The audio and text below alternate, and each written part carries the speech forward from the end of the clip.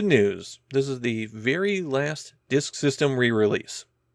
One of the promises of the Disk System when it launched was cheaper software, and it never really seemed to live up to that. When the platform launched, 6 of the 7 initial games were re-releases of Famicom cartridges. But it took until 1990 for anyone other than Nintendo to get in on this.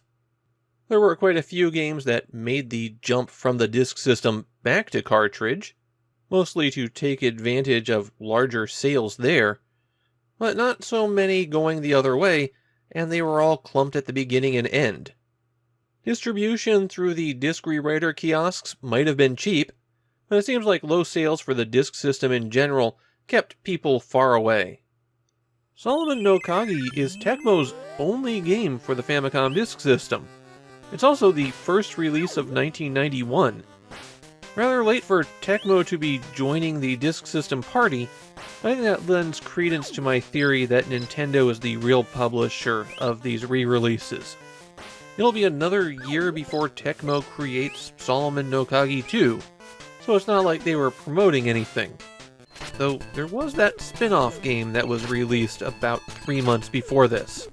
Different title, different publisher, and disguised as a movie tie-in. So there probably wasn't really a tie-in there. The original Solomon no Kagi was an arcade game. It was released all the way back in 1986, and almost as soon as this arcade game came out, a Famicom port was released. This Disk System re-release is almost identical to that original Famicom port. The only change I could find is in the copyright date. It's been updated to 1987. So I think the Disk System version likely has a few bug fixes that were made for the US release, and then had the title screen changed back to Japanese. The US version has a copyright date of 1987 as well. If I went through the game with a fine-tooth comb, I might be able to find a few changes, but they're going to be so minor, nobody's really going to care. In Solomon's Key, you're playing as Dana.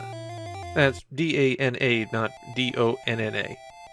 Dana is a wizard that's entered into an ancient temple swarming with evil spirits in order to obtain Solomon's Key, a tome of magic spells, which if it's not in a video game is usually called the Key of Solomon, and is an actual real-world grimoire. Well, real-world in the sense that it's a book that you can physically hold. I wouldn't count on any of these spells and its pages actually working.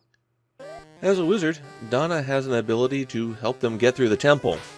They can make brown blocks appear and disappear. Pressing the A button swings the wand, and if there's nothing in front of Dana, a block appears, or if there's one of those blocks there, it goes away. Dana can also target the square in front of their feet by pressing down. Use the blocks to reach new heights, stop enemies from moving, shield yourself from shots. Basically, the kind of stuff that you'd expect to be able to do when you make a block appear. Your goal on every stage is to collect the key and then get to the exit door. You have life that's constantly ticking down, but it acts more as a timer. You always go back to the maximum when you start the next stage. Collecting a bell will cause a fairy to emerge from the door. Collecting 10 of them will earn Dana an extra life. There are also a lot of hidden items on the stage, often hidden behind blocks. The most significant of these are the bottles with the flames on them. These will grant Dana one shot of a fireball when you press the B button. Depending on the conditions, this fireball may track along the ground, turning corners and sticking to surfaces, or it could just go straight. It might penetrate enemies and keep going, or it could stop as soon as it hits something. These are affected by what type of flame is on the jar, as well as some other jars and crystals that you can pick up. Dana can have 3 fireballs stocked at once, though if you pick up a scroll, you'll get a 4th slot. Personally, I always found the fireballs to be not really required. So many of the stages depend on constantly respawning enemies, that the fireball winds up being less handy than you might expect. The hourglasses change your life total. One of them always sets it to 5,000, even if you have more than 5,000 life. There are other bottles that restore your life, but then you lose life even faster after you've collected it. The most important things to find are the plates with the astrology symbols on them.